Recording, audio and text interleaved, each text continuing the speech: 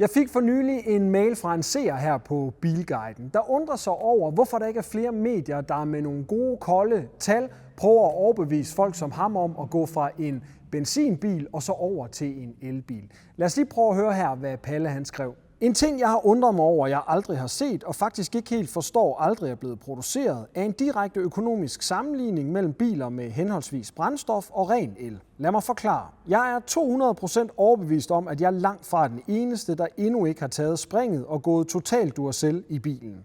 Her skal I bestemt ikke klandres for manglende indhold om de mange fabrikater og batterityper og formåen ved ladestanderen. Men jeg har aldrig endnu fundet videoen, der overbeviser mig om at tage springet på noget så simpelt, så jeg selv kan fatte det. Kroner og øre. Personligt ruller jeg i dag i en snusfornuftig folkevogn, helt præcis den nye Polo 1.0 med hele 3 trofaste cylindre, der yder knap 100 hestekræfter på almindelig 95 blyfri. Sparegrisen bringer mig omkring med mere end 20 km literen, og her er det, jeg savner den direkte sammenligning med, hvor meget billigere jeg kunne blive kørende liter versus kilowatt, og ikke mindst, hvor meget ekstra den almindelige forbruger kunne indbetale per måned på et traditionelt billån, og få endnu mere bil for de samme penge. Jeg har nu tidligere lavet videoguides, hvor jeg kigger på, hvorfor en elbil giver mening. Dem linker jeg lige til i beskrivelsen til videoen herunder. Men lad mig da gribe muligheden, når nu Palle han har sendt en mail, og så lad os kigge på, hvordan regnestykket kunne se ud, og hvorfor jeg mener, det er på tide, at Palle han skifter sin gamle benzinbil ud med en elbil. Palle han kører, som han skriver, i en VW Polo 1.0 TSI med 95 hestekræfter. En populær bil, som er solgt i rigtig mange eksemplarer herhjemme. Og den er udgået nu og kommer jo så på el på et tidspunkt. Men jeg har fundet en lettere brugt udgave fra 2023 på Bilbasen, som selvfølgelig er noget nyere end Palles. Og med et budget på ca. 200.000, jamen så kunne det godt være en mulighed for Palle som et alternativ til en nyere brugt bil med nogenlunde samme udstyrsniveau, som der er i elbilerne i dag med adaptiv fartpilot og automatgear. Det skal der ligesom være i bilerne i dag, benzinbilerne, for at være sammenlignelige med en mellemudstyret elbil. Og hvad skulle alternativet på el så være til 200.000 kroner? Det kunne være en næsten ny Renault 5 eller 4, det kunne være en Nissan Micra, en Ford Puma Gen E, en Kia Niro eller en Hyundai Kona måske med noget fortsat fabriksgaranti, eller måske og nok mest oplagt en brugt Volkswagen ID.3, som jo endda også er en større og mere rummelig bil end en Polo.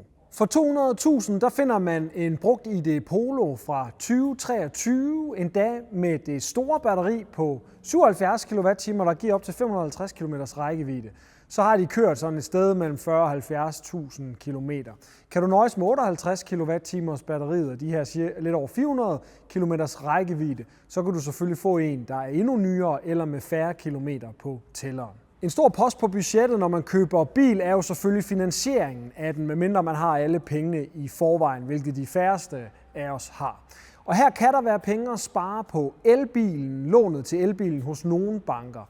Men som udgangspunkt så koster det jo det samme at finansiere bilen, uanset hvilken drivlinje du vælger, og når købsprisen så er den samme. Jeg lægger lige en prissammenligning, jeg har været inde og lave en beregner, bare sådan helt uforpligtende på Nordeas hjemmeside. Den viser jo også her, at det kan svinge noget, det her spænd, i forhold til, hvad du kan få et billån til, når du skal låne 200.000 med 20% i udbetaling.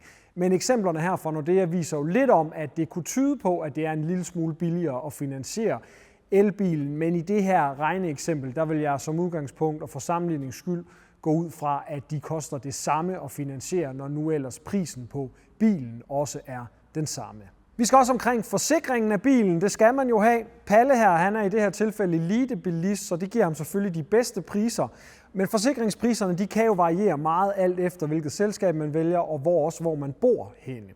Jeg var inde og kigge på Lærestandens brandforsikring. De forsikrer sådan en Polo TSI for ca. 4600 om året med fri kilometer, 3000 i kasko, inklusiv vejhjælp og parkeringsskade. Til sammenligning samme sted koster sådan en ID Pro Performance ca. 6700 kroner om året.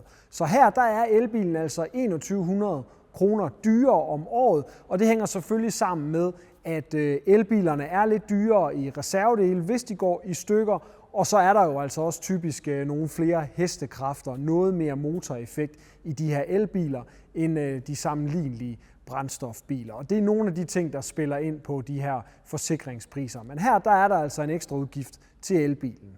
Vi kommer til det endelige regnestykke om lidt, men vi skal selvfølgelig også kigge på brændstofomkostningerne, som jo er en stor post, i hvert fald hvis man kører nogenlunde med kilometer. Palles Polo mener han jo godt nok kører 20 km på literen, og det er i hvert fald ikke med motorvejskørsel, må jeg sige, fordi det er faktisk mere end hvad den er opgivet til. Men lad os gå ud fra det. Og elbilen, den plejer jeg jo så at sætte til de her cirka 5 km per kilowatt-time ud fra et årligt gennemsnit med blandet kørselsmønster. Det kan sagtens være højere om sommeren på landevej og især i byen, altså at man kommer længere på kilowatt-timen. Men er det frost og kulde, så kan det også være lavere. Palle han kører 20.000 km om året, det vil sige, at han bruger 1.000 liter brændstof på at køre de her 20.000 km, når han kører 20 km literen. Og det svinger jo lidt med den her brændstofpris lige for tiden, men er jo lidt i opadgående retning. Så lad os regne med ca. 17 kroner per liter, altså 17.000 kroner om året i brændstof. Til sammenligning så vil elbilen jo så med det her gennemsnit på 5 km per kilowatt-time bruge ca. 4.000 kWh på et år på at køre de her 20.000 km.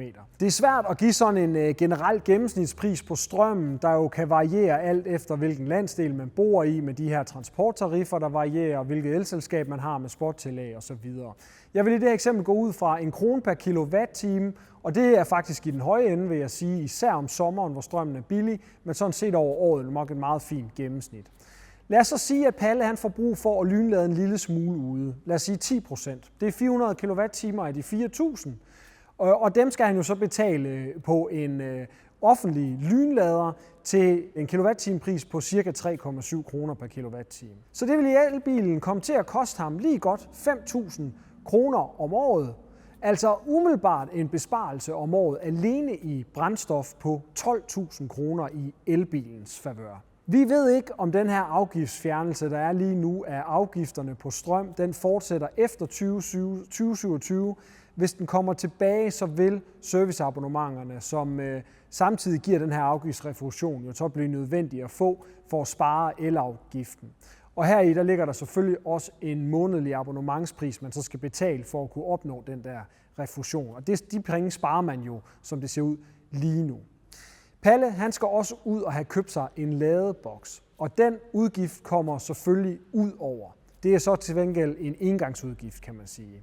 Og her kan han jo vælge et abonnement, hvor der er mange, der lokker med gratis installation af ladeboksen mod, at man så giver et månedligt abonnement på den her ladeboks og det her ladeabonnement, inklusiv en serviceaftale til ladeboksen. Alternativet er jo, at han kan købe ladeboksen selv og få en elektriker til at installere den, og så ellers bare trække på strømmen i huset, som han er vant til, hvilket selvfølgelig giver ham et højere strømforbrug, men han betaler for strømmen, ligesom han er vant til i sit hjem.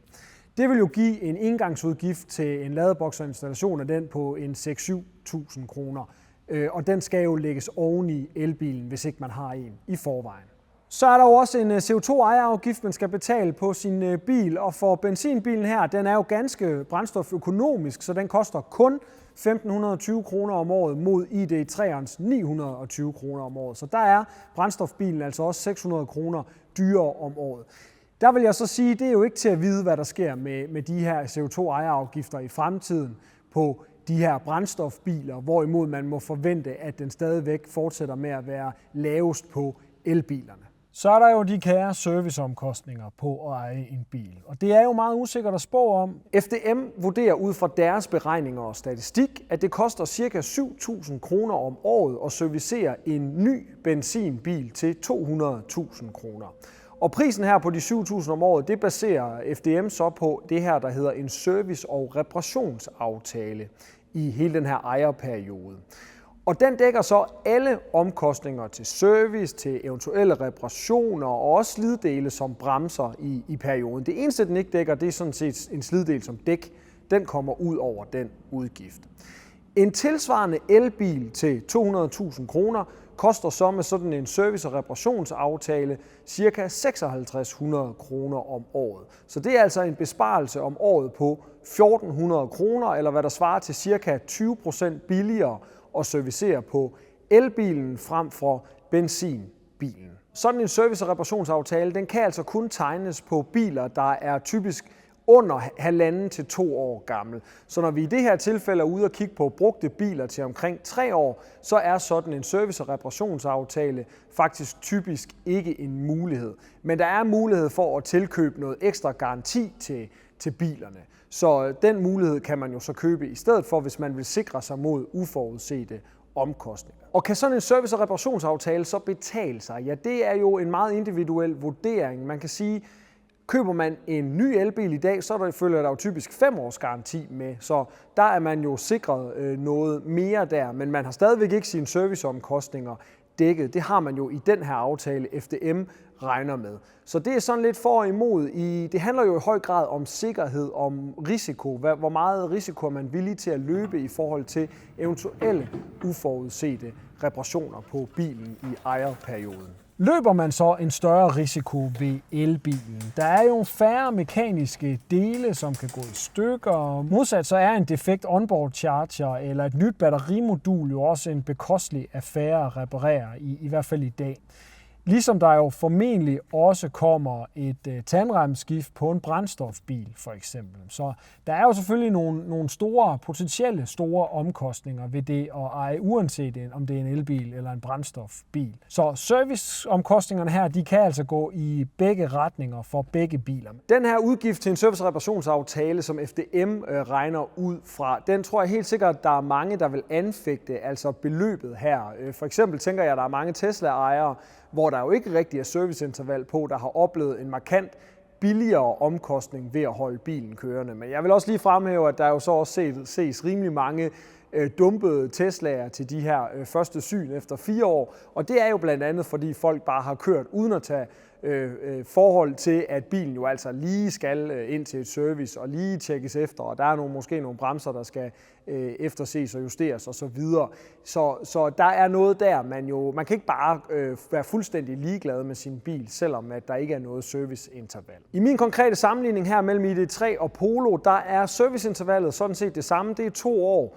Men hvor det ved ID3'erne er ubegrænset kilometer, der skal man altså ind hver andet år, eller ved kørte 30.000 kilometer i Polo TSI'eren. Det betyder, at man med en ejerperiode på 5 år kommer ind til 2 service på ID3'eren til ca. 2800 per gang.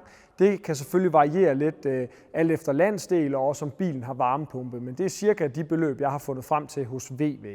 Modsat ved Polo TSI'eren, den skal man jo så ind med service 3 gange på de her 5 år, fordi man er oppe og har kørt 100.000 km i min sammenligning her. Og de 3 service beløber sig til ca. 9.000 kroner for Polo TSI'eren. Så der er altså en prisforskel her over 5 år på 3.400 kroner. Så de her beløb er selvfølgelig markant lavere, end hvis man kører med sådan en service- og reparationsaftale, som FDM beregner ud fra, men man skal altså også bare huske på, at man løber en noget større risiko ved de her potentielle reparationer og ting, der kan gå i stykker på bilerne. Det gælder sådan set uanset om det er brændstofbilen eller elbilen. Og så skal man altså lige huske på, at de beløb her, det er uden nogen slidedele overhovedet. Altså der kommer, hvis der skal skiftes bremser i perioden her eller andre ting, så kommer det ud over de her normale ting, der er ved service, som jo egentlig kun er et luftfilter og måske noget kølervæske og bremsevæske. Det er det.